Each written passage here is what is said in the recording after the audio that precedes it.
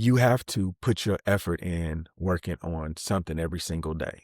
And I'm gonna promote this communication, the amount of activity you do in one day, diet, and emotional intelligence. If you work on these things every single day from a young age, you're gonna be cold at the mastery of self and communication that includes tone, cadence, body language, facial expressions, pausing, silence, listening, asking questions, paraphrasing, repeating the question or what you think you heard to get clarity so that you don't assume and you could possibly hear something that you couldn't hear without doing all of these things. That's communication. You have to do this every single day because if you don't, how do you get better in it? If you don't, just because you talk to somebody every day, don't mean your communication is improving. You guys talk the same way, but you have to work on that activity. You have to walk 8 to 10,000 steps a day, do some calisthenics, get your heart flowing. You do not have to go to the gym, but if you want to go spend some money and go to the gym,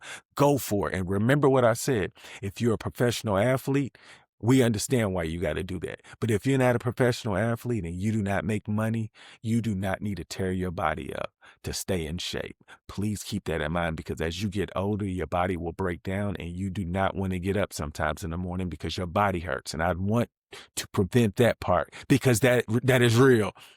Talk to anybody who's older about how their body aches and they got to get warmed up before, they can actually move around. I don't want that to happen to you. Diet is very important. So there's three things I've been talking about. I haven't actually talked about it. I do highly recommend the keto diet. The keto diet was marvelous. I saw so many results. I do recommend the Mediterranean diet because that is one of the things that kind of been practiced and the studies show that it's pretty healthy. Um, and I do believe in intermittent fasting. If you could do 18-6, at least do 12, no, 16-8, 16 hours of no eating, 8 hours, pick an 8 hour period together. And you want to get it down to 20-4.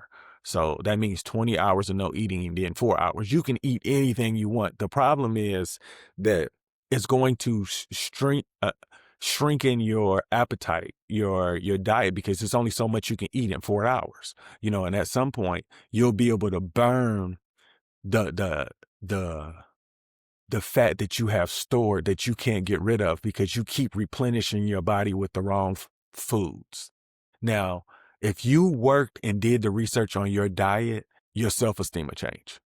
Last but not least, emotional intelligence. Emotional intelligence, if we can learn to control our emotions, because most of the times we overreact because we don't have enough information. If we knew why they were acting that way, it wouldn't bother us. But for some reason, we're being triggered because we have not unlayered or had enough therapy to figure out why we act the way that we do.